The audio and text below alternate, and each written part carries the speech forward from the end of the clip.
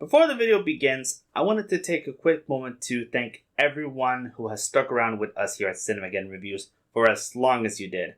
I know it's been a while since we've announced this video way back in 2021, and I tried to get this out as quickly as we possibly could, but when it comes to literally anything that I decide to do here on the channel, it can never be as simple as a 20-minute review. But as I continue to think around what to make of this, how to make this video as perfect as I possibly can, as well as making it a wonderful collab with one of my best friends all over the internet, something kind of snowballed and turned this review that was supposed to only be about 20 minutes into an hour and 20 long minute video that's completely different from the thing that I originally wanted to do in the first place. What you are seeing here is the finale for what I am now affectionately calling the Pasek and Paul trilogy, which is a series of videos where I handled not only the musical version of Dear Evan Hansen, but also its movie adaptation, culminating now with this. The reason why I'm doing this is because if you were to look at both of those two videos, which I highly recommend that you check out in chronological order before watching this, as believe me when I say there will be a point once you start watching this video, one very important thing that I decided to make with those videos was the idea of adding catharsis to them. Not necessarily for the movies themselves or for the musicals, but rather for myself. There is an ongoing storyline revolving around personal issues that I've been dealing with, and I've been using these movies and these musicals as a way of coping with them, and what you're about to see is the full culmination of that, and what I can only describe as my single biggest artistic expression ever. So, whether this is good or not is entirely up to everybody watching, and, well, now it's up for all of you to decide if it was worth the wait or not. So, thank you all for waiting, and I hope you enjoy the show.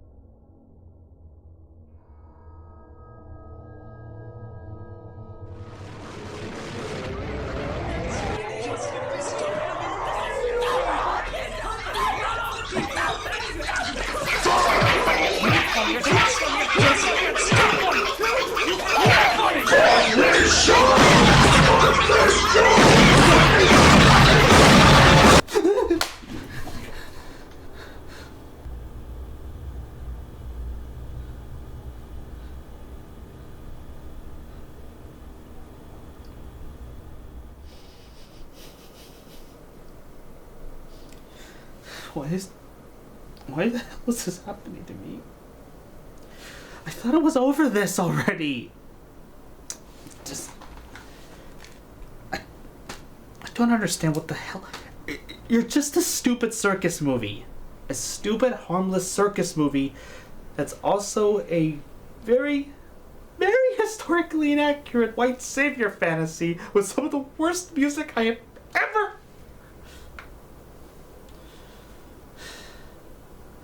I just sat through Dear Evan Hansen twice. You're not worth it.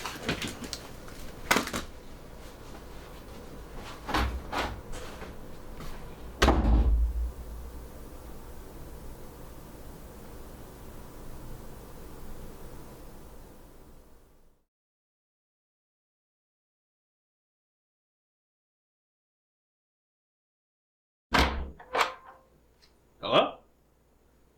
Wait a minute, how the hell is there anybody knocking here? I live by myself! Not so fast. You and I have got one more musical to talk about. Oh, god damn it!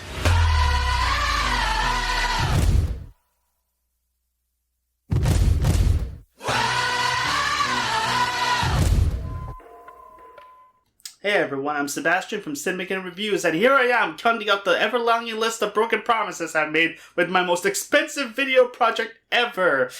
And yeah, in case you're wondering, we are literally filming this right immediately after I finished doing the Dear Evan Hansen video. I swear, I totally didn't wait until like a year and a half to film it. I promise. Don't fact check that! Don't... Fuck me. Kate, do I need to do this? Yes, we've been planning this for ages. Come on, man, perk up. It's the greatest show. We have? Look, I know this is a divisive movie and you have issues with it. I get it. But that's why I'm here. To... Something wrong? Weren't you just a pony the last time I saw you? How the hell did you grow hands? Well, there's a couple theories out there, but I'm not sure how important that is in this video that's supposed to be about the Hugh Jackman circus musical. Can you believe this guy? Avoiding the real issues. I'm not. R2. I'm not. R2. Well, I'm nowhere near drunk enough for this, so how exactly are we doing this? Sebastian, this might seem like classic internet reviewer antagonism, but I'm here to help. You've been avoiding this movie for a long time, so you're going to confront it, and I'm going to help you. We're going to get through this together, and by the end, everyone will understand that The Greatest Showman is actually pretty awesome. Okay? Yeah, I guess we can do that. I mean, after all, it's not every day you get to work with one of your favorite YouTubers. Wait, what did you fucking say about this movie? Directed by Michael Gracie and written by Jenny Bix and Bill Condon, who wrote for the movie adaptations of Chicago, Dreamgirls, and directed one of the few good live-action Disney remakes, The Greatest Showman tells the story of P.T. Barnum, as he rises from being a penniless orphan to a successful businessman in this upbeat and inspiring musical composed by two of the Three Stooges of Broadway, Benj Pasek and Justin Paul. In case you're wondering who the third one is, it's obviously Bono. You owe me for that one, Brendan. Released in 2017, the movie was received generally well by critics and became a huge hit with audiences everywhere, as the music, cinematography, and performances were praised, while also providing a gold standard for how to make a movie musical. More like the brown standard. What was that? Is that the gold standard? Yeah, for a movie that may or may not necessarily deserve it. So here's an interesting question. It's 2017 and you're Hugh Jackman.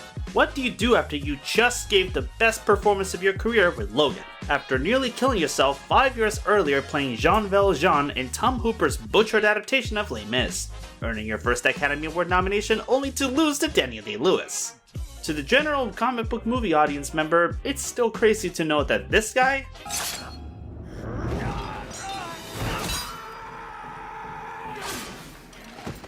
is also this guy.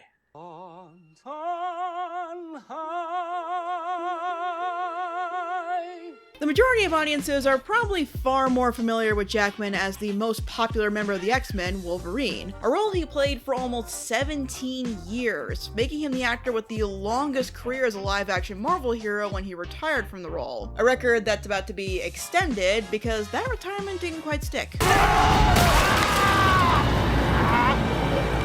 Well, it just so happens that your friend here is only mostly dead.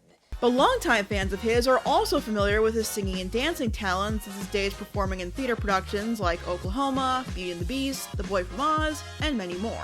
Jackman's career has seen a couple of amazing highlights, as well as some embarrassing failures. Viva Laughlin, anyone? What's Viva Laughlin? Exactly!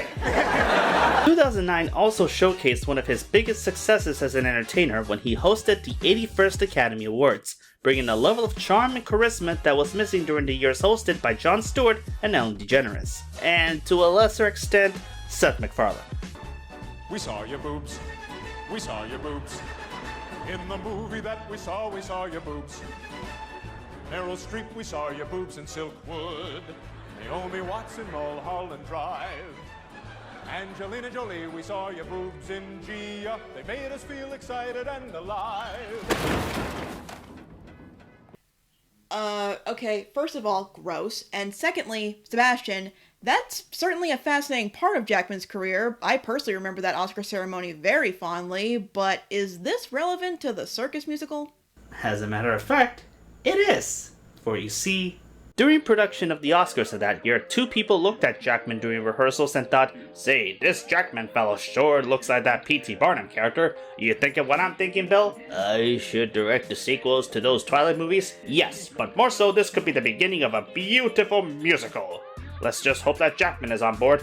Spoiler alert, Jackman was indeed on board. And honestly, I can't really blame them for seeing the writing on the wall when Jackman was performing that night at the Oscars. Well, yeah, that sounds about right. As Jackman said on his night as Oscar host, the musical was back. The 2000s saw a sort of resurgence for the movie musical after something of a dry spell, only refreshed by the Disney Renaissance. Movies like Moulin Rouge, Chicago, Mamma Mia, even High School Musical to an extent, prove that there was still a place for big-budget, high-profile movie musicals in the new millennium, which led to the musicals we got in the 2010s being more ambitious and experimental, to varying levels of success. It's no wonder Jackman wanted to do this when given the opportunity. Not only were musicals something he was passionate about and had quite a bit of experience in, but those types of films were seeing more success and recognition again. It probably seemed like a win-win, and going by the end result and its success, you could argue it was. But I might be getting ahead of myself there. You have a point there. Though when it came to big budget musicals in the 2010s, the experimental phase was definitely stronger than anticipated, and the overly ambitious stepped in with their own ideas for musicals. Some great, some just okay, some that were underrated, and some that were directed by Tom Hooper. Arguably though, what I consider to be the peak of the modern day movie musical came in the form of 3 movies. La La Land... Wait, what?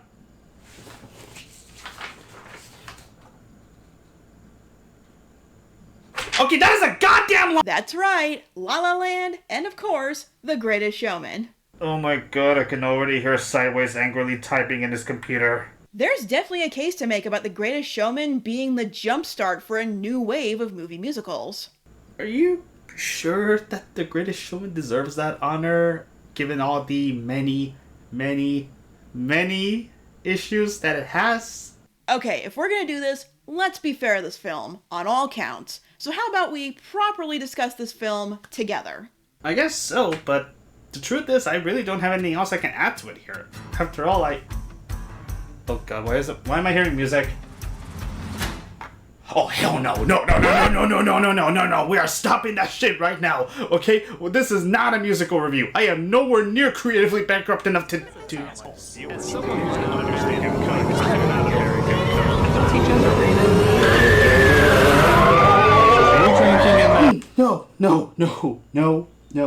No, never mind. Let's just move on.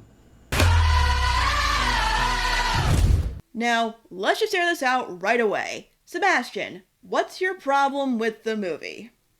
Do you want that list alphabetically or in order of severity? Severity? Well, let's see. Okay, so apart from the terrible music, the terrible direction, this one annoying critic character who really only exists to serve as a foil for the inspired young souls this movie wants to portray as heroes, despite all the justifiable claims of exploitation. Yes, here it is. This is yet another attempt for Hollywood to rewrite and whitewash history to make another shitty and problematic white guy look decent and humble. Okay, why don't you elaborate on that a bit? This is your channel, you should take the lead. Gladly. Let's see, where do I start? Phineas T. Barnum was a lot of things. A charlatan, a crook, and an even worse businessman than...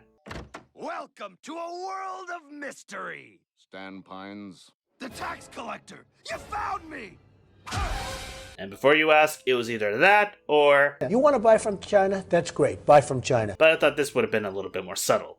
One thing he was not, however, was a sympathetic family man who saw potential and inspiration in people with oddities and deformities, some of which he adopted and exploited, and he sure as hell wasn't a champion of the underclassed, or, as far as anyone is concerned, a caring and gentle person who totally didn't abuse or mistreat any of his employees. No sir, not at all. Anything else? Let's see. Okay, there's the childish approach to racism, the way that the movie removes any agency from any of the freaks. Let's see here.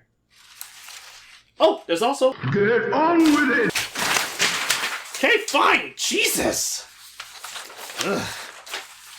Well, Kate, now that I've laid out all the cards on the table, as well as my script on the floor, What do you have to say about this? You're right.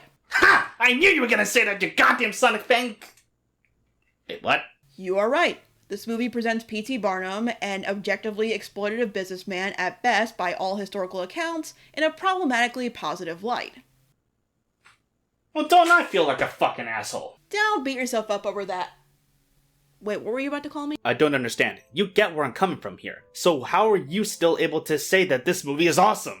Honestly, I think it's just because I learned very early on that all biopics rewrite history to serve a narrative. Even the most respectable ones out there change something about a real person's life to suit their story. All of them. That's why I can't dispute your claim. Because you're right. But going into this, I decided to not ignore the inevitable inaccuracies, but accept them. They simply romanticize a legacy and a few points of trivia so they can make a circus musical without fully thinking through the implications. And let me emphasize that it is completely justified to criticize that lack of forethought. The act of fudging the details of history to tell a good story has done real harm to our perception of that history. It's the Liberty Valance effect. But in a time where anything about said history is accessible from several reputable sources to anyone with the internet at any time, I do think there is a responsibility towards the consumer to realize a movie like this might not be giving you all the details, and to Educate yourself!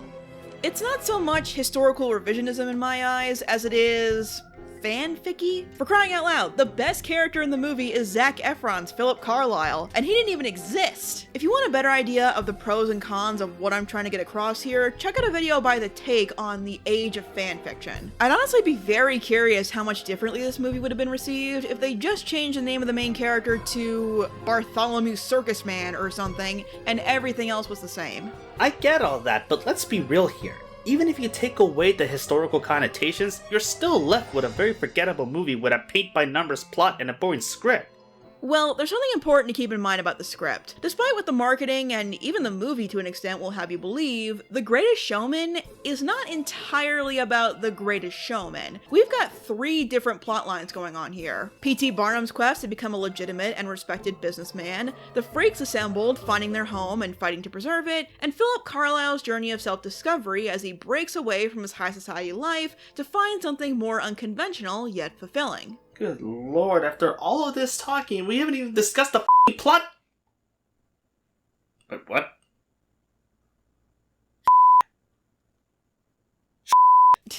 Are you f***ing kidding me? I can't f***ing curse in here now? If I'm coming to your channel, we're keeping the language PG-13, mister. How are you even f***ing doing this? I have my ways. Yeah, like I'm really? Now you can't even curse in f***ing Spanish? Are you me right now? God damn it! God, no! F*** this! No, I cannot f***ing continue on like this. This is my f***ing show, and you're telling me I can't f***ing curse in my own f***ing show? Are you f***ing kidding me right now? No! Sheesh. How long can you keep this up? 2 hours and 1 overused joke later. You done horsing around? Yeah, I'm okay. Okay, back to the show. So, now that you've crippled my voice and sent me to therapy, what was that you were saying about the plot? What I was saying is that none of these plots are bad. Individually, they can make for good movies by themselves. They can even work well together. But towards the second half, they all start vying for the audience's attention, to the point that after This Is Me, they start feeling like a bunch of cats stuck in a box fighting over who gets to jump into the spotlight first. More like a bunch of cats waving through a window and not being heard. Wait, what? Wait, what? What'd you just say? I didn't say anything. Okay, then. I couldn't agree more on that, if nothing else than because this movie feels like it suffers from an identity crisis. It doesn't really know who it wants to focus on, so it switches back and forth between characters with no cohesiveness whatsoever, until it remembers who exactly the main focus is supposed to be. So, we're in agreement, right? The script is a mess, what's next? Not so fast. While all these plots are struggling to stay in the spotlight, again, none of them are bad. In fact, they work pretty well together, and with maybe another rewrite, they could have worked perfectly. All of them embody one binding theme: acceptance. P.T. Barnum in this film is kind of the Nick Fury of this group. He sees potential in the unconventional and encourages people to strive for something more. Once Barnum gets caught up in his own ambition though, the freaks feel abandoned, but they keep the show going. sing, as does Philip. Barnum may have given them the chance to have their voices heard, and that is significant, but in the end, the stage is theirs to make of it what they want. It displays that, while no one gets anywhere without some help, ultimately, how much of an impact you make is up to you. Speak out, make your mark, have the courage to be heard, and say what you wish people had said to you. Eventually, Barnum just steps out of the spotlight and lets them have it, because he's accepted that he doesn't need to be big and important. Understanding what his priorities should be and finding happiness there, rather than the instant yet fleeting validation of others. How one feels about the story as a whole will likely come down to if they want to see a movie about the Avengers or Nick Fury. Yeah, but an R-rated Nick Fury does sound dope as hell. Didn't we already get an R-rated Nick Fury? Slightly? He got blipped, it doesn't count. Let's really think about this for a second. The Greatest Showman is supposed to be a story about seeing the best in those who are peculiar and strange. How appearances can easily deceive and how beauty exists underneath. Have you ever yearned to go past the world you think you know? Been enthralled to the call of the beauty underneath? For the love of God, never do that again.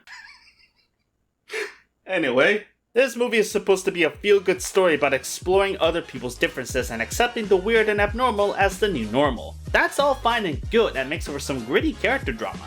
So why the hell is 75% of this movie dedicated to this attractive-looking white guy of possible Canadian descent who already mostly fulfilled his goddamn character arc? What is the point of this thing? Well, for one, his title is on the poster, so it's kind of a given that the movie would mostly be about him, but the movie clearly wants to tell a touching story about trying to strive for more and achieve great things, only to realize who really appreciates your contributions. And it sort of gets there. Problem is, with Barnum, it gets there halfway through his first song. He wants to make a million dreams come true, but those around him, namely his wife Charity, is perfectly happy with the man he is and what they have. He creates a freak show and gathers the acts in an attempt to make his mark, and for a bit, despite the critics, it works. But it's still not enough for him, so he keeps trying, but no matter what, it's not enough. It's never enough. While I personally believe that a character shouldn't be expected to change completely after learning a lesson once, the thinness of Barnum's plot winds up hurting the movie as a whole when there are other more interesting things in the background that could help the overall structure. Again, it's not bad, it's a perfectly fine arc, and one that could resonate with an audience. It's just tough for it to hold up against its fellow plot lines.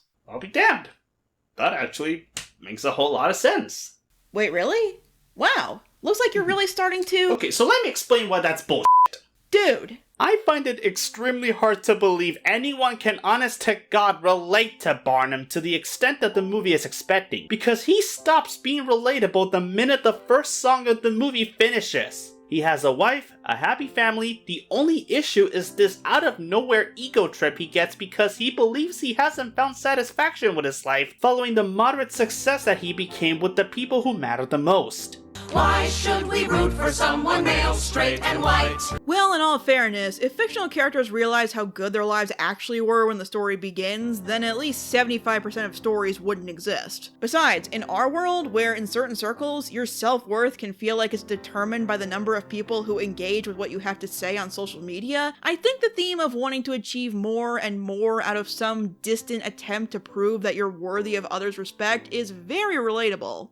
Sadly. But that comes with the theme that that's not true, and pursuing that with no end in sight could lead to leaving behind what really matters, those who do really value you for who you are. Take this part in the third act, where Barnum's wife Charity walks out on him taking the kids with her. This is not caused by the belief that she cheated on her in a weird subplot that really doesn't add anything and didn't need to exist, but because he's been distant and neglectful when she was perfectly happy the way they were. The movie actively punishes Barnum for being an inconsiderate jerk, and it's only once he realizes what really matters does he get the reward, out of the spotlight. Nope, not buying it. The movie's trying to be an underdog story, but it completely forgets who the underdog even is. Is it supposed to be the freaks, or is it supposed to be Barnum? Who is this movie aiming for exactly? Who is supposed to be the main focus? Because despite the name, The Greatest Showman isn't really that great or even that interesting. He's every outspokenly positive figure in musicals who are here to change the world and prove the haters wrong and win the girl and save the orphanage and restore honor to the Fire Nation or whatever other such bullshit characters like these are known for doing. He's a wet blanket with a great singing voice. Why is he so important that the movie has to bear his name? Why couldn't this be called The Greatest Show instead? I mean, they kinda did that already 70 or so years ago, but sticking to the present, you do have a point. Aside from the historical inaccuracy, this is what I hear from people who don't like this movie most. That the movie should have been about the freaks. And I get that sentiment, I really do. Putting aside how you feel about Barnum, the freaks are a great group of characters. They got a lot of great actors, the few moments we spend with them can get really heartfelt at points, and the song that is completely and totally theirs is the one that got nominated for Best Original Song at the Oscars. Except they didn't win, but hey, it's tough to compete with a tearjerker like Remember Me. Recuérdame.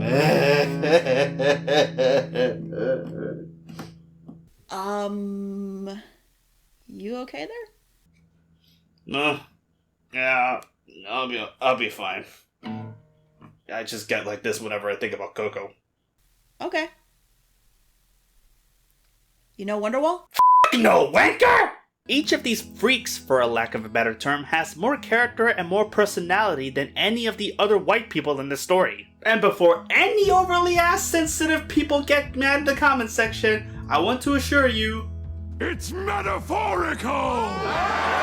Yeah, anyways, you have historically inaccurate Napoleon, Cousin It from the Addams Family, Black Dick Grayson and MJ crossing universes, Siamese twins that didn't split, Victor Zsasz from the DC universe, and let's not forget the crown jewel of the piece. Hey, that's my escape pod. Who are you? I'm the bearded lady. But are you one of the freaks? Forgetting for a second about the damn zombies level approach to racism that this movie has with MJ cheating on Peter with Troy Bolton. Not that I can blame her. Oh, shut up, you horny idiot. The bearded lady is the closest thing to an emotional center that this story gets from the perspective of the freaks themselves. She's constantly being harassed, taunted, and made to feel inferior because of who she is and what she looks like, when all she wants is to be a part of a society that we are all living in. We live in a society. Wasn't that line cut out of the finished version? What are you laughing at?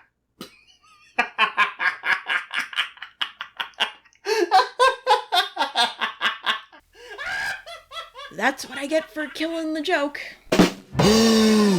She is constantly at odds with herself and is unable to feel happy with who she is, because she can't find the validation she so desires, unaware that the only validation that matters is her own, and that of the people who love and accept her. Yeah, which is why it takes someone finally giving her the chance to be accepted, in this case Barnum, to have her come fully into herself and embrace who she is without shame. The first half of this movie gives the freaks a strong sense of camaraderie, mainly through fabulous dance sequences, but also through shared acceptance and stuff, which culminates when the freaks take the stage for themselves. They know what they can offer now. They know what it's like to be heard and seen. Even if Barnum abandons them, they're not gonna give that up. It's one of the many things that makes This Is Me so powerful, and it's no coincidence that it's led by Letty, the bearded lady. Plus, oh my god, Keala Settle's performance is phenomenal. I just gotta give that a moment of appreciation. Oh yeah, 100%. If anything, she was the one that carried this entire movie on her shoulders. She should have gotten an Oscar nomination in my opinion as well. I mean, after all, she is the greatest show, if you ask me. It's just a damn shame that the movie completely sidelines her for the men in her life, the white men in her life that gave her that confidence boost in the first place. Letty has a strong foundation for the story as the main character, given not only her in-universe backstory, but also her real-life story. Letty, by all accounts and purposes, is the heart and soul of The Greatest Showman. She is the greatest show, both in spectacle and in talent. When the woman sings, God puts his foot down to listen, cause even he has nothing better to do than to listen to heaven itself sing from down below. I know there's a but coming, but I want to see where this goes. The fact that her story is so complex and heartbreaking that it manages to speak to the rest of the freaks regardless of what side of the story they fall under is astounding, and it makes her resolution that much more wonderful and her story that much more inspiring. Wow, that was surprisingly sweet and humble of you. I'm kind of surprised you didn't end this with But There it is. had this movie been told in a better light, or at least by a better screenwriter, Letty would have been the main protagonist. She certainly has the building blocks of one, and even has the best song to boot. The fact that this movie completely sidelines the character with the most interesting story in favor of the problematic white people in their lives just adds insult to injury, like pouring salt in an open wound, surrounded by sons by Tweedledee and Tweedledumbass. Yeah. Bottom line, this story, amidst all of its issues, should have been about Connor. You mean Letty? That too! You sure you're alright? Oh, yeah. Sorry about that. Thanks for asking me, Zoe. Who? What? Anyway, yeah, I can totally understand that frustration. While I do feel like the freaks, particularly Letty, leave enough of an impact to make their roles matter. Just from Kiala Settle's pure star power, seriously, why isn't she in more things? You were saying? There's also the conundrum that getting a small taste makes you want more. Of all the criticisms I hear about this movie, this wish that the movie had been told by the ones who shine brightest on stage is perhaps the most legitimate.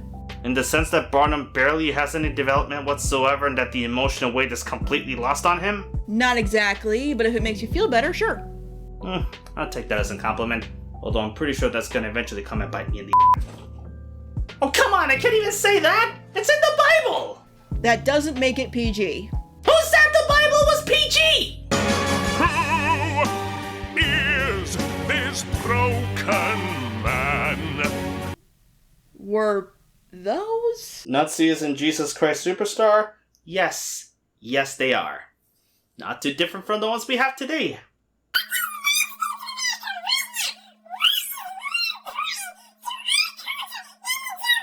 Charming. The producers, you are not.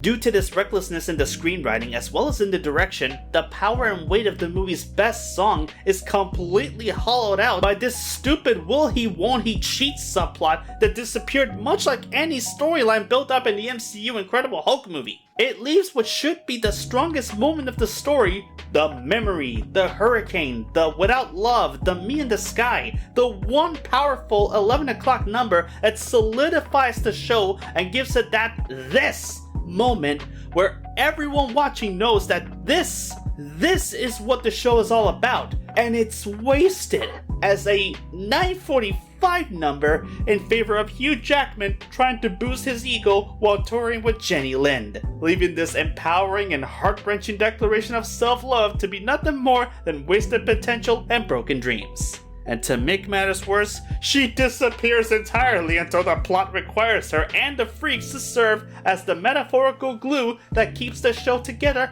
because of Barnum's ineptitude. Seriously, why did you leave? Come back, Letty! Come back! Whoa, man, calm down. I am calm, Zoe! Who is... Never mind, moving on. So between these two plot lines, we have one that was focused on perhaps too much for the sake of keeping in line with the title of the film, and one that doesn't get focused on enough despite a higher interest from the audience in wanting to hear her story. But didn't we mention that there were 3 plot lines in The Greatest Showman? We do have someone in this movie who is a solid middle ground between the 2 plot lines we talked about and has a pretty solid character arc, and that is Philip Carlyle. You mean the other white boy? Just hear me out. In the beginning, Philip is an upper-class opportunist. He doesn't care about the freaks as people, he just sees them as untapped dollars and cents for himself. Which is probably a more accurate depiction of the real P.T. Barnum, but we're past the historical angle. Vindication! Rather quickly though, Philip sees the outcasts not as a financial gain for himself, but as people who deserve to be seen and heard, particularly when it comes to his budding romance with Anne. I mean, you can't really blame the guy. Most snotty rich white boys are willing to fight conformity when in the presence of a beautiful black woman. After you. After you. After you. I'm wearing a dress, eyes front, soldier. My eyes are always front. Mine on.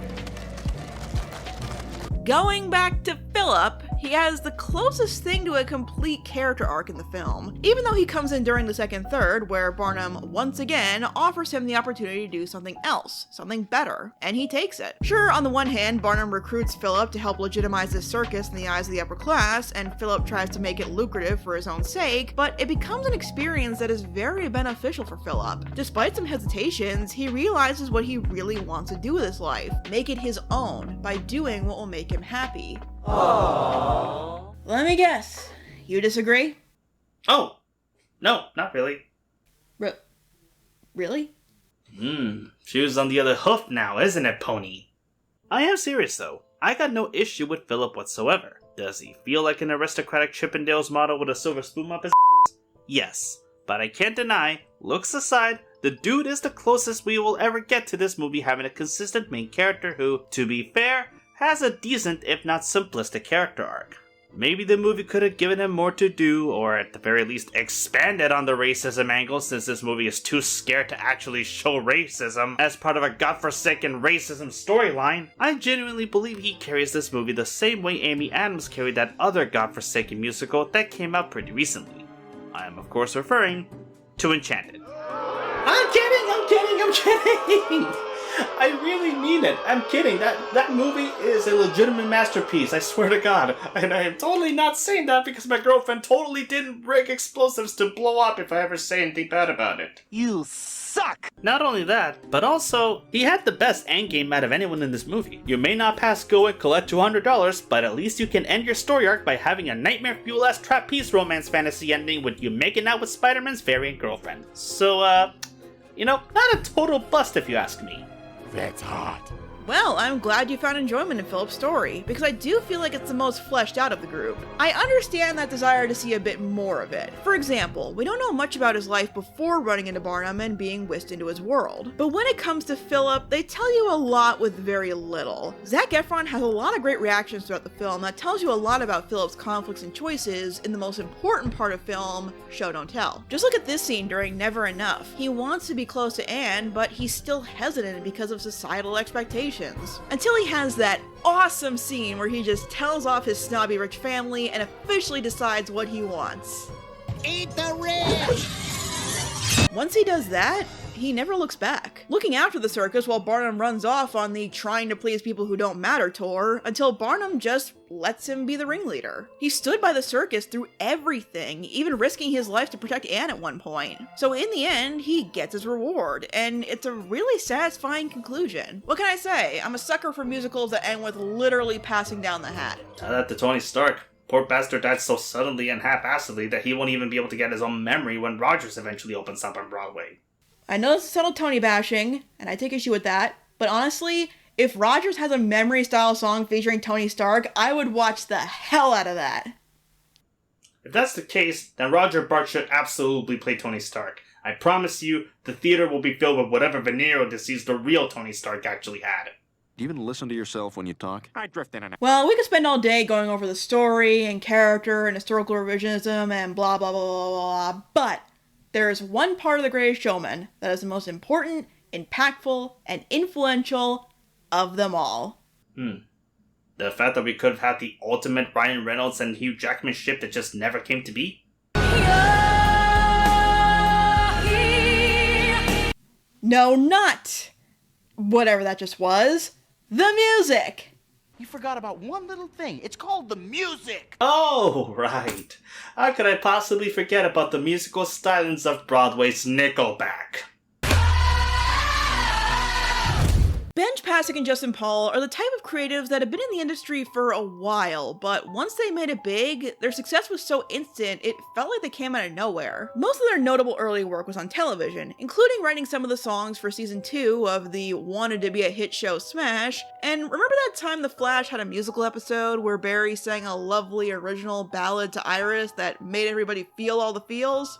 Yeah, that was them too. Then Hollywood came knocking, where they answered in the most lavish way possible. In collaboration with the film's director, Pasek and Paul worked on the music for the Oscar-winning musical La La Land. They're in the bars, or through the smokescreen of the crowded restaurants. You people make make me envy the deaf and the blind! Around the same time, they were getting even more recognition for this musical that was making its way from off-Broadway to global recognition. Suddenly, these two were big news, but I'd argue the thing that cemented the songwriting duo in the public consciousness forever, and probably made them a butt-ton in royalties, was The Greatest Showman. You say cemented, I say made them inescapable. I swear to God, after their failed attempt to save jazz when Ryan Gosling ended up winning on damn near everything in the Oscars, except the one that mattered, thank you for that, Shyamalan, these two stooges were everywhere. In our TV shows, in our movies, in our decent but still inferior Disney remakes, in our dying superhero shows. Rest in peace, Arrowverse. Whatever these goons have on Hollywood executives, it must be extremely scandalous if they're still able to find jobs writing Disney Channel garbage like this. The music for this quote-unquote musical feels less like the kind of music that you would hear on any typical musical ever, and more like the soundtrack to every piece of shit Disney Channel original movie circa 2007. The songs are generic in the sense that they say absolutely nothing, mean nothing, and can easily be written out of this film and used in any other story and it wouldn't change a damn thing. They're not even all that good. It's the kind of generic cheesy pop garbage you'd hear on the radio and start singing along to it because your iPhone is charging and you need to save up. I mean, is the music really that good or fun to listen to, Kate? Kate? Kate? Kate?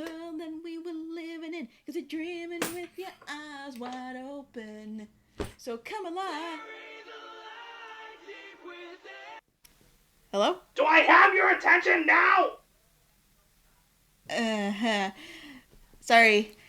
I can't help it though. The music is just so damn catchy. Did you not hear everything that I just said?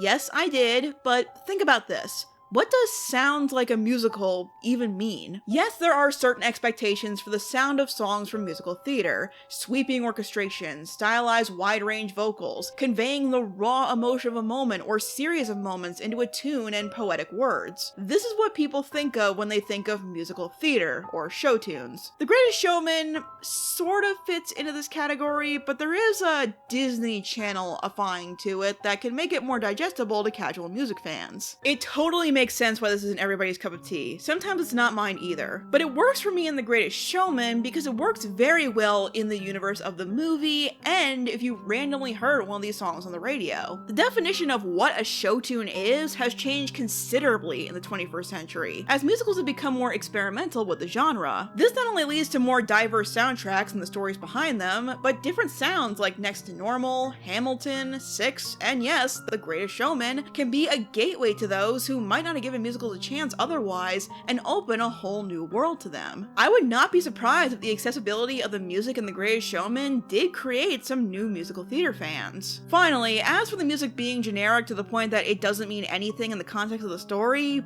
I don't see that at all. A Million Dreams is about how Barnum is ambitious and foreshadows his hubris in attaining it. Come Alive is about everybody at the circus stepping into the spotlight and being proud of it. Never Enough may not be about Jenny Lind, but about the situations with Barnum and Philip not being enough to make them happy yet, no matter how much they've achieved. From Now On is about accepting and appreciating the things close to home rather than the hollow promises of success. Rewrite the Stars is an excellent subversion on the Defy All the Odds love song that ends on the note of, no, our love is not enough to ignore our societal differences just yet, which I very much respect this movie for. The Greatest Show, okay, I'll give you that one. That one is pretty generic. But it's still a rockin' opening number. I have never wanted to stand up and join in the song and dance in a theater more than I did when this song opened the film. It immediately prepares you for what you're in for, and I was ready for the ride, which is everything you can ask for from an opening number.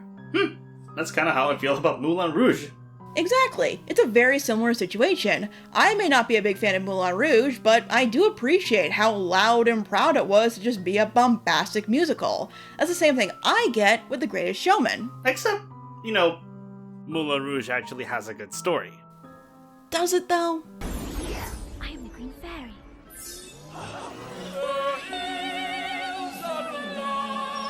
Oh yes! Absolutely fantastical! Totally not nonsensical in the slightest!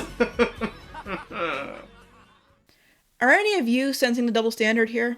You are pathetic. I will say that one thing Moulin Rouge and The Greatest Showman have in common is that they are completely unashamed to just be what they are. Fun, lively musicals, not trying to do much more than entertain. And you know what? After the last 20 or so years of Hollywood trying to make musical adaptations down to earth and serious, I welcome that with open arms. I do think we owe something to these Pasek and Paul movie musicals for resetting the status quo in a way, because they are so lively and colorful and genuine in letting the song and dance shine. The success of these films has probably made studios more comfortable with letting their movie musicals follow suit, and if you ask me, the genre has been better for it. Plus, these films are original movie musicals, not based on a Broadway show, but fully conceived for the big screen. Outside of a TV film or Disney animated movie, when was the last time you saw that? I sincerely hope this encourages more big-budget original movie musicals to be produced, because in being conceived for film, musicals won't have to worry about the change in medium from stage to screen. Being built for it right away will make the whole production stronger. The dynamic camera work and production value for both The Greatest Showman and La La Land are solid proof of that. I mean, I get that, and I completely understand that. The thing is, I have to agree, if movie musicals continued the hoopernization that we've been seeing since 2012, movies such as In the Heights would have likely been handled in an overly serious manner that would leave the film feeling dark, gray, and unpleasant to watch. Kind of like a certain remake that came out the same year that this one did. So in a way, I am grateful that they do manage to show that movie musicals can still be fun and colorful without sacrificing the grit that makes them so good. Did you notice that? That being said, while Pasek and Paul have helped to show that movie musicals can be fun and colorful, in my opinion, the two have caused genuine damage to the perception of what modern musical movies are supposed to be like. Generic pop tunes that are easily consumable by the masses in a paint-by-numbers feel-good story that soccer moms everywhere can feel attached to and become emotionally invested. Makes you wonder why Illumination has hired them yet, ho-ho. The Greatest Showman is every generic feel-good freeform story that tells this overly dramatic and melancholic story about following and achieving your dreams with music that feels less like musical numbers and more like Disney tunes that you skip trying to listen to Selena Gomez in the scene because it's 2009 and you're still crushing on her like a complete simp. Did I write this or did you? I didn't write that. Why would I write that? God, do I really hate myself that much? This is really bumming me out. And look, make no mistake, I have no problem with musicals having generic cheesy pop songs. I'm a fan of Mamma Mia for Christ's sake. But there comes a fine line where what classifies as fun and upbeat can translate to lazy and manufactured for mass consumption, which is what The Greatest Showman feels like with every one of its songs and with the entirety of its story. I mean, we're gonna have to agree to disagree here, pal. You keep saying the music has no meaning and it's just generic pop to sell Apple downloads, which, I mean, something had to fill those shoes after Glee ended. But I, and many others, do find meaning and intent behind the soundtrack. It inspires people to stand up and raise their voices, be themselves unashamedly, because in doing so, you find people who will accept you. And nothing personifies that better than the self-proclaimed anthem of the film, This Is Me. Oh yeah, this is me. I don't think we had a chance to talk about this particular song, have we? I'm gonna tell him. Don't you dare. This is me. This is us. This is us. I could have been watching that instead of doing this. Anyway, so yeah, this is me. I got nothing to say about the song. Seriously? After everything we talked about and all the times we mentioned it, you have nothing? Yep. Not a damn thing. I seriously don't buy that. I feel like there's something you're not telling me. Well, alright, Sherlock, or Watson. Since you're so suspicious about this, go ahead and enlighten me. What exactly is the point of the song when the character that it's supposed to be about is not important to the story? Why does everyone use Watson as an insult? He is an accomplished doctor, a decorated Kate. veteran, and a well-regarded author whose work has never been out of print. Kate. You're rambling. And not about the things we should be rambling about. Sorry, that happens sometimes. Well, regarding that, for one, this movie might not be about the freaks as so many wish it was, but I'd say giving them the biggest powerhouse of a number in this film is fair compensation for being relegated to supporting cast. In a movie full of so-called powerhouse numbers? I thought you had nothing to say about this. Well, technically I do. It's just that I don't for this song.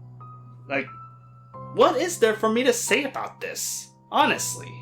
Fine, but even you can't deny the power of the song. Some musicals are lucky enough to get a song that is so strong and memorable, it transcends the story it was written for to become iconic.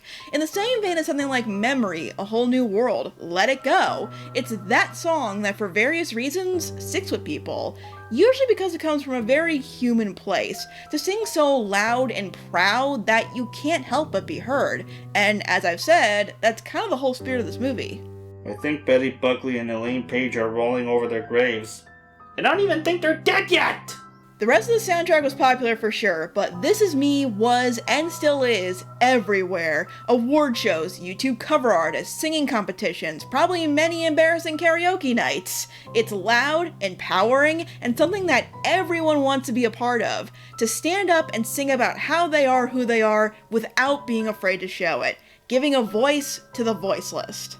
Okay, so from what you're telling me is that this is the most marketable song in the movie. That I agree. It's a weapons-grade earworm and stays with you wherever you go, like a Halloween fan on November the 1st.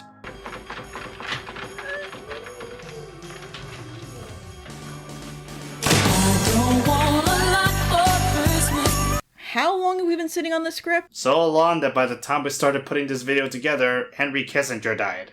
Welcome to hell, motherfucker! This Is Me stands as the most popular song because it's easily digestible and also the most listenable song in the film. It lures you in with its lyrics and faux inspirational takes on positive thinking without actually saying or doing anything meaningful about it. It's inspiration in name only. It's a placebo in the form of a pop song that for some reason got nominated against Remember Me. Actually, you know what this is? This is a missing song from the original Broadway cast recording of Rent. Completely meaningless, trying to pander to the masses that feel left out or hurt, giving you a hand, saying it's okay, I know how you feel, and looks and sounds pretty while doing very little as possible. And yes, I did just say that a faux inspirational musical from a circus movie belongs in a musical regarding AIDS, drug abuse, and sexual identity crisis. Please shoot me now! I'm starting to really worry about you. Once we start ranting about Rent, there is no going back. You realize that, right? Oh, I am fully aware, and if I'm falling down this proverbial hellscape, I'm dragging your flank down with me. Move with me. Reminds me of the time I saw Boys Don't Cry with my mom. That's how uncomfortable I feel right now. As for the subject at hand, this song doesn't do anything meaningful, huh? Does that include the fact that this song is kicked off by the only person who ever believed in these people, slamming the door in their face because he presumably moved on to bigger and better things? It's not just them accepting themselves, it's them accepting themselves when absolutely no one else does, just each other. It's Letty and everyone else in the group getting back onto a stage that was given to them and reclaiming it for themselves from someone who doesn't deserve it as much. Want proof of that intent? Just look at this moment where they focus on Anne, staring up at Philip, who is still shackled by the need for approval from people who are not worth it, defiantly saying that she's not going to change and this is who she is. And that is the energy that some people can take away from this. That is the power of music and musical theater after all, to invoke emotions and moments we feel all the time. In the end, that's what can make something quote unquote marketable. At least that's what I think. Oh, really? The only person to have ever believed in these people. Why the hell does that sound familiar? Let's review. A song telling you that you are perfect just the way you are and that there are others just like you. A song that is making it clear that you are not alone in any way, shape, or form. This song is a goddamn lie. Nothing about that saccharine, generic assload is inspiring except to the generic crowd of people coming in to feel good about themselves without actually doing anything or needing any other reason to feel good about themselves. This is the musical equivalent of a rich man posting a positive message on Facebook. Yeah, way to go, Wonky. Your positive message about the homelessness crisis is really gonna help those people without homes. What's worse is that this song has the audacity to go so far with its message, yet neither the movie, nor the story, or even the lyrics themselves do anything meaningful to enforce what that message is. It's a faux inspirational song that serves feel-good nothingness while adding nothing to the seriousness of the subject matter. Whoa, whoa, whoa. What subject matter exactly? The goddamn suicide! Sebastian? This is so typical of Pasek and Paul, I swear to God. Every time, all of their music is exactly the same. This faux generically inspirational music that doesn't really add anything, but it just makes you feel so much Sebastian. better, doesn't it? And after all, who cares about all the actual issues that the story actually has to deal with? It doesn't matter. You, the audience member, have to feel better about yourself, because that's the only thing that matters. The story can go f*** itself, and everyone else can eat it. Sebastian! What? This isn't just about The Greatest Showman, is it? The hell are you talking about? Of course it is. Well, no, sort of. I don't even know anymore. Okay, well, I think it's pretty obvious you're harboring some resentment here. So, we're reviewers. Let's do what we do best. Look a bit deeper at it. You really want to go down this annoying rabbit hole, don't you? I think it's for your own good at this point. My own good died back in 2011. Why? What happened in 2011?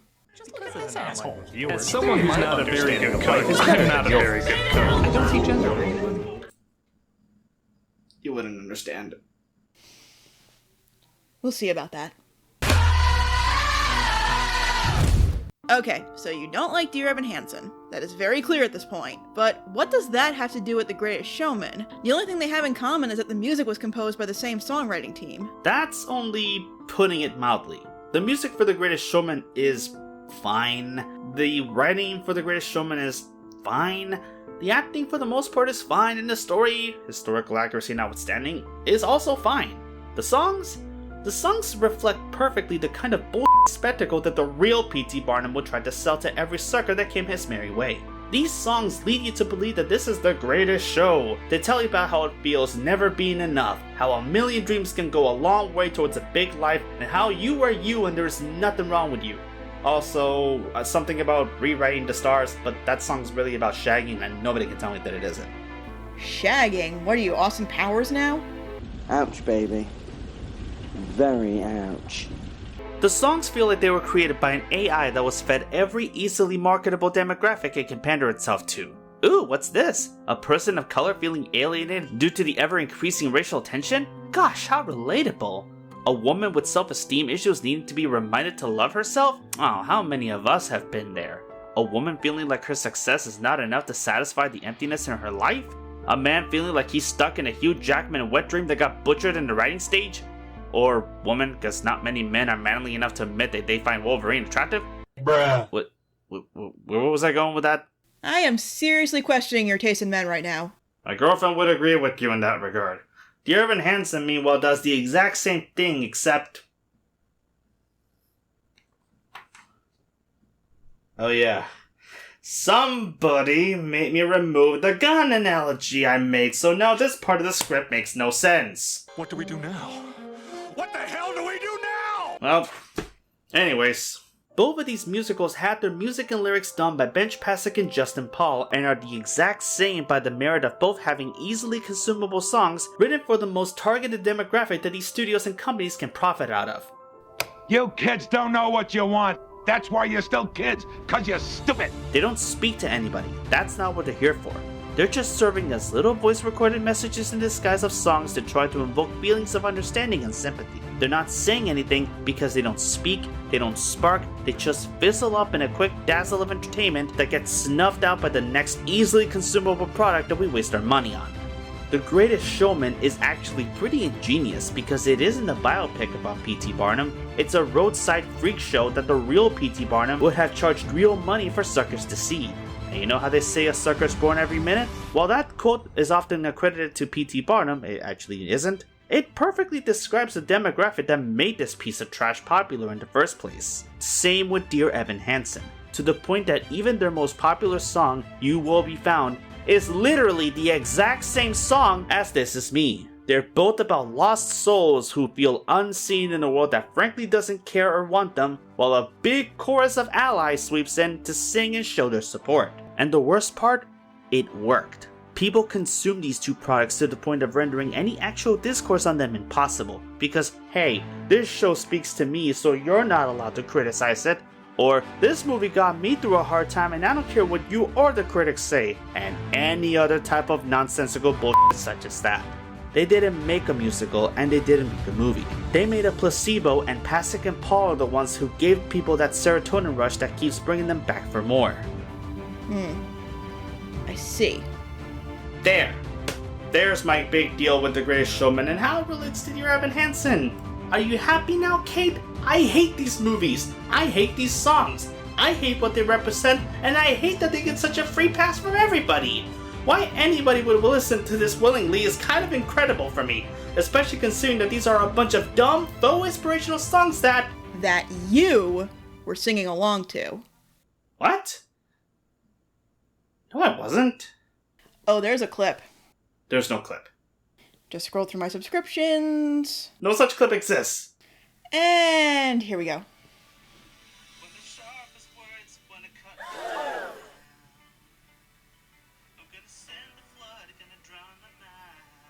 So, if the only people who could possibly enjoy this movie and its music, who find meaning and inspiration in This Is Me, are the lowest common denominator of consumers incapable of critical thought, which, by the way, would include me. I didn't say that. Then why were you, Mr. Canino, singing along to the supposed regurgitated pop garbage with delight and in some form of content?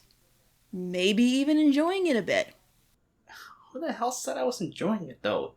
I listen to dumb crap all the time, and besides, even if I ignore all that, that doesn't change the fact that these are still really bad songs, and I really can't imagine anybody listening to it without taking away the context of the story.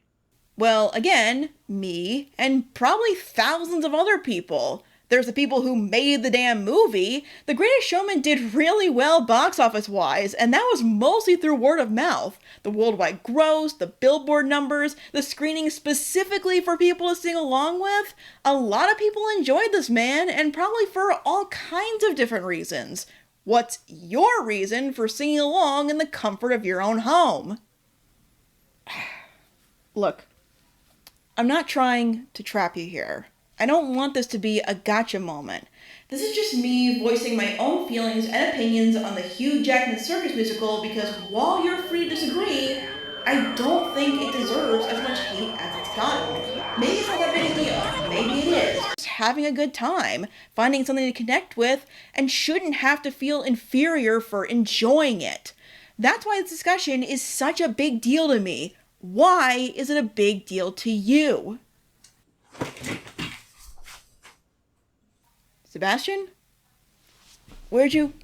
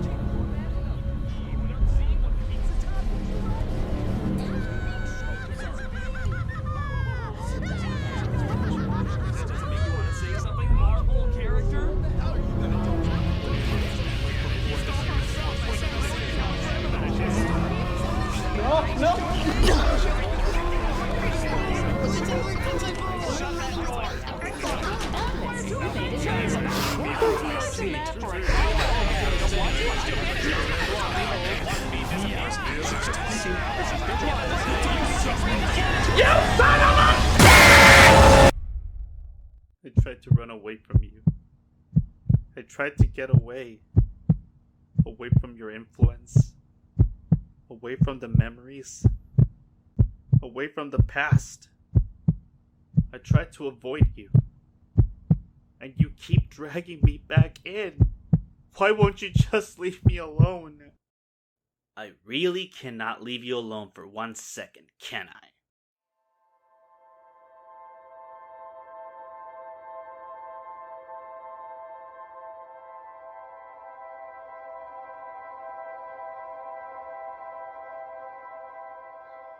It can't be. Soren? Is that you? Of course it's me. You can write me off as much as you want, but I'll always be there with you.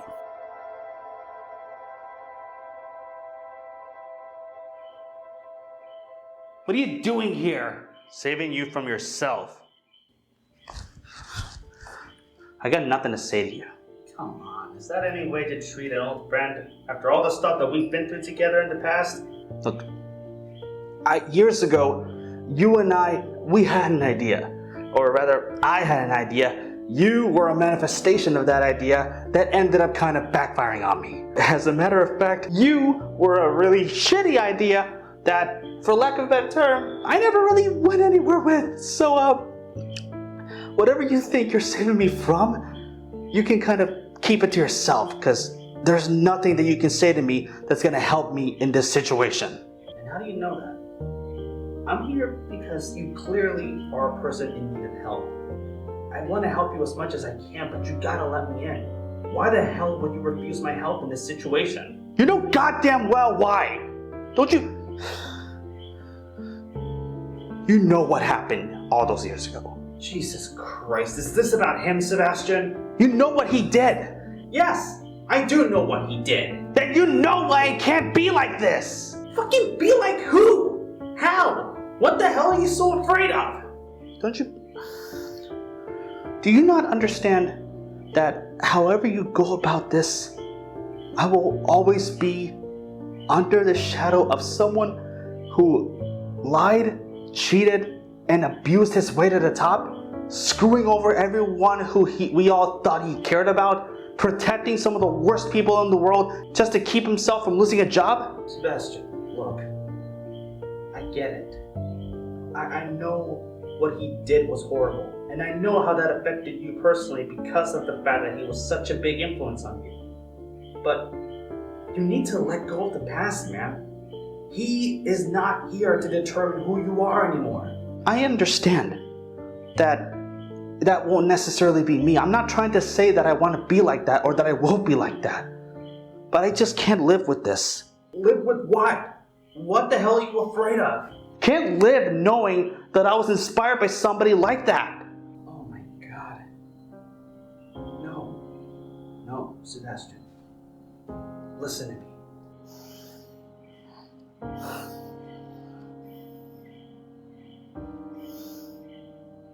Look, I got nothing to say. Fine, then don't say anything. Many years ago, you created me as an alter ego of who you felt like you wanted to become. Someone you thought was brave, strong, and abrasive. Someone who was not afraid to say it as it is. And sure, I wasn't perfect, and you definitely weren't either. But you were never a bad person. Yeah, you've made a few mistakes before in your past. Some that nobody here is ever going to find out about unless you're stupid enough to tell them. But if you believe for even a slight second that you were ever going to be anything like him, then you were out of your fucking mind. I get it. What he did was unforgivable. And I know for a fact that you have no reason to forgive him for what he's done.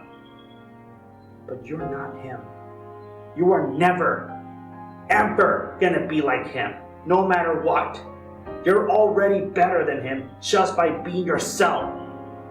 You will always be yourself, and that makes you better than him in any way, shape, and form. And I think it's time you understood that. That's why I'm here, Sebastian. That's why I'm here, to remind you that you need to be yourself.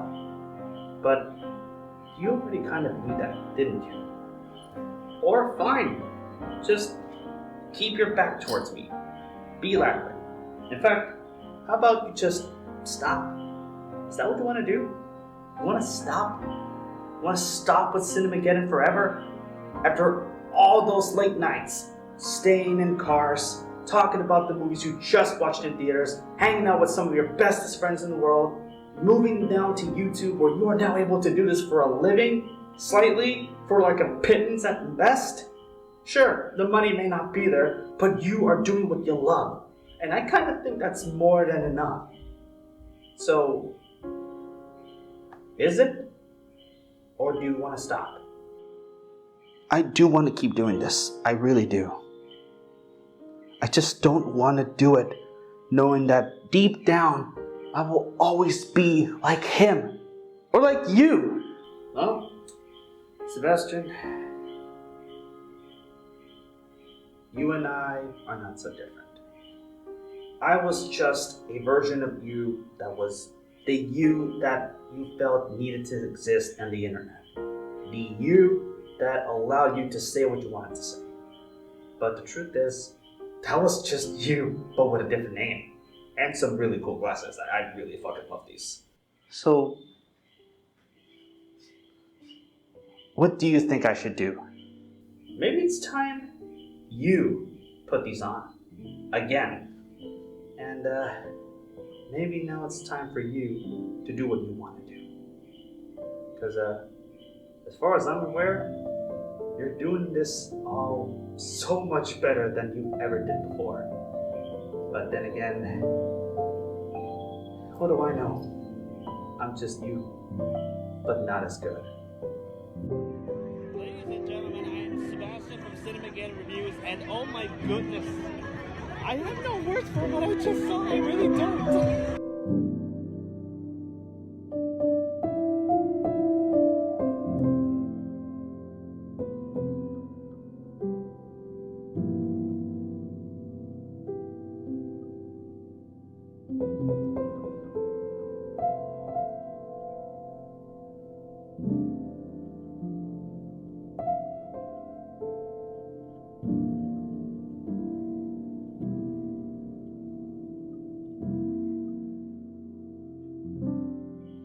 Yeah. Holy shit, you're right.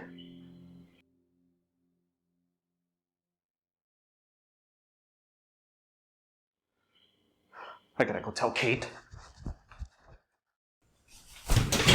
Hey, I'm back! Yeah. Oh, good. So, you okay? Yeah, I'm fine. I just had to...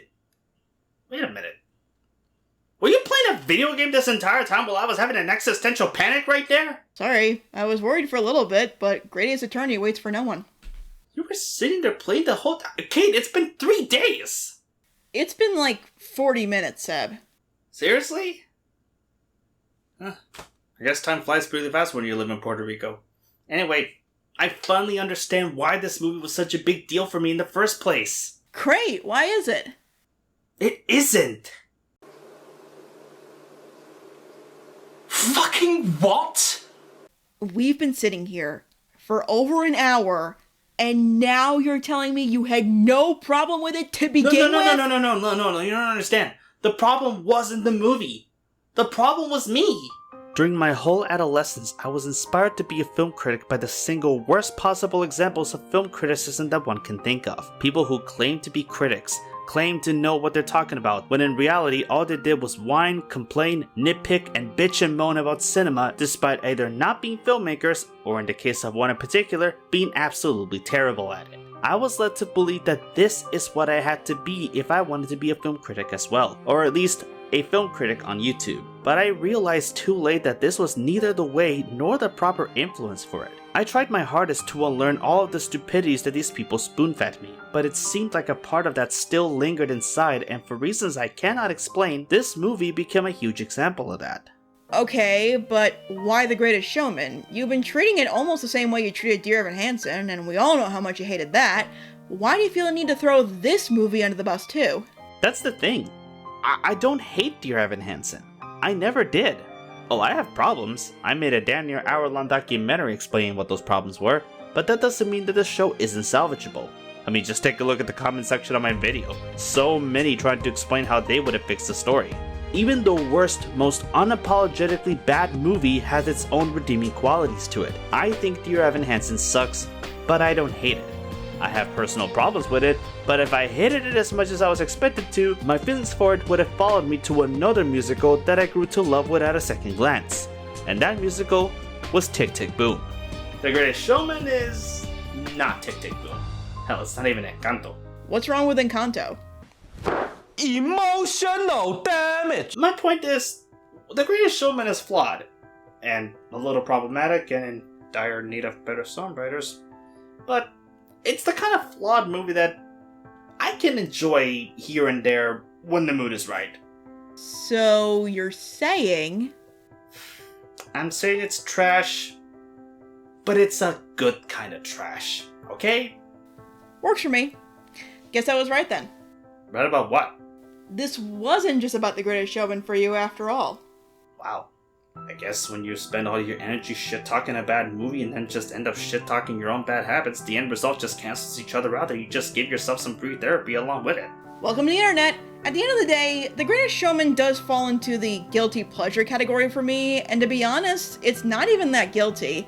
You can tell everyone who made it was having an absolute blast, and there's certainly an audience for it. It clearly means a lot to a lot of people who find inspiration in the story, characters, and especially the songs. Maybe not for you, but if a musical connects with that many people, it's doing something right in my book. Ultimately, I do think it's a positive for the movie musical genre rather than a hindrance, as its influence is clear to observe in movie musicals since, and for the better, I'd say. What I think is important to take away from this very elaborate discussion is that it's integral to examine your own feelings on a piece of entertainment if you're going to critique it. Not just convey your reactions, but explain why it elicited those reactions. If it's an unpopular opinion, what is it that you saw that so many others didn't? But it's also important to remember that the opposition will always be there. There are some who see Citizen Kane as groundbreaking and worthy of its title as the greatest movie ever made, and some who find it boring and overrated. There are some who find the Marvel Cinematic Universe to be hollow oversaturation of the exact same product, and some who see depth and creativity in that experimental franchise. Getting a bit closer to the topic at hand, there are some who find Dear Evan Hansen insulting, and some who find it inspiring. Media criticism and analysis is not a monolith, nor should it be. What's the fun in that? What would be the point of either of us spending our free time talking about this stuff all the time? I'd like to believe that we can live in a world where people can be frustrated and enthusiastic about The Greatest Showman,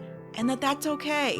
After all, this is by no means the only movie we disagree on, and we're still friends, right? Right.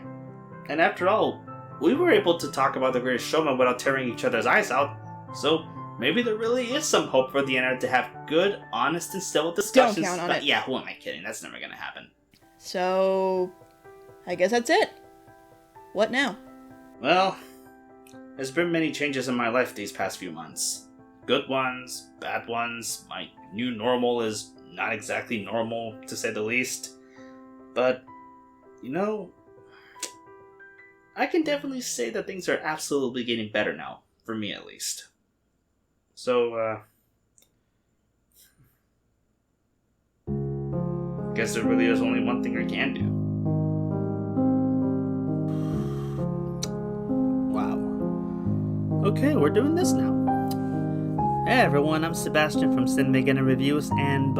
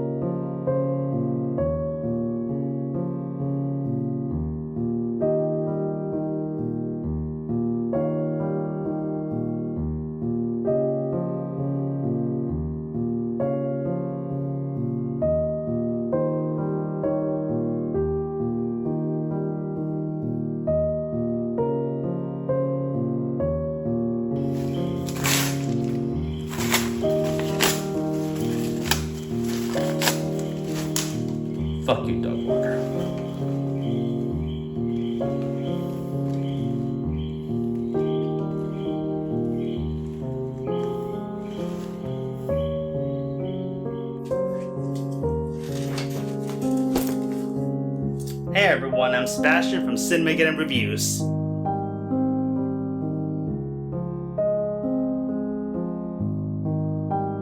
Holy crap, the video finally came out. Okay, well, first of all, don't go anywhere. The video is not over yet. We still have a post-credit scene, but I want to take a quick moment to just talk to all of you. When I envisioned this video back in 2021, it was supposed to be a fun little collab with a very good friend here on YouTube, and eventually it just snowballed into this monumental monolith of self-expression that, for lack of a better term, I felt really felt necessary for me individually. And I cannot thank all of you enough for sticking around for us and being with us until the very end. I want to take a very quick moment to thank our patrons of honor, Wade in the Wings, Chelsea A. Crandall, and KateCast Reviews, who helped make this video astoundingly good. And if you want to be like them and help support the channel, then check out our Patreon page for bonus content and exclusive rewards. As always, now and forever, I'm Sebastian from Cinemageddon Reviews signing out, and I'll see you on the wasteland.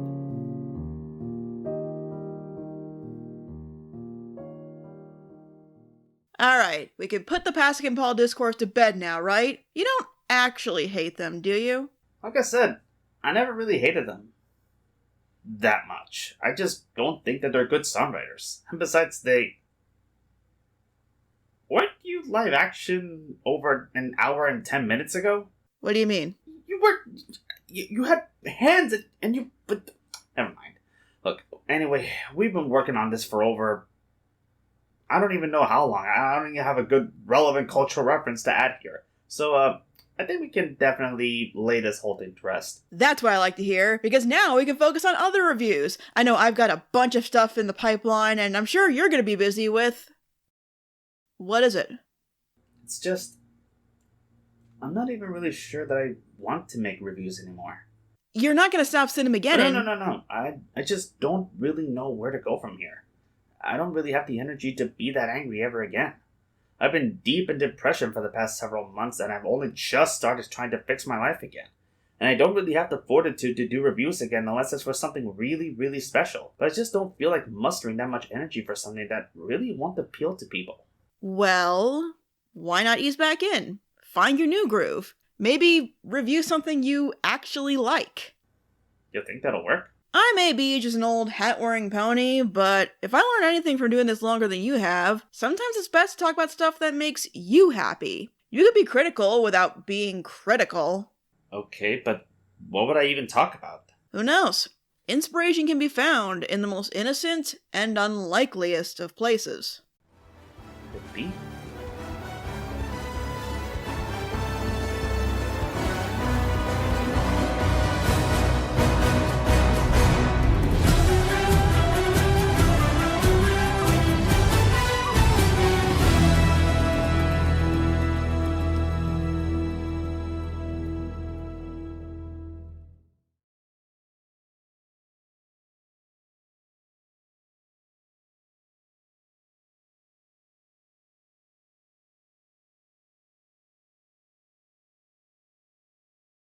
Don't beat yourself up over that. Wait, what were you about to call me? Oh, read. Alright, we're taking a pause. Pausing. Because this could be a legendary. Don't beat yourself up over that. Wait, what were you about to call me? Are we just gonna pretend that this just happened? Leave it in the video, man. It's gonna be funny. Alright, fine.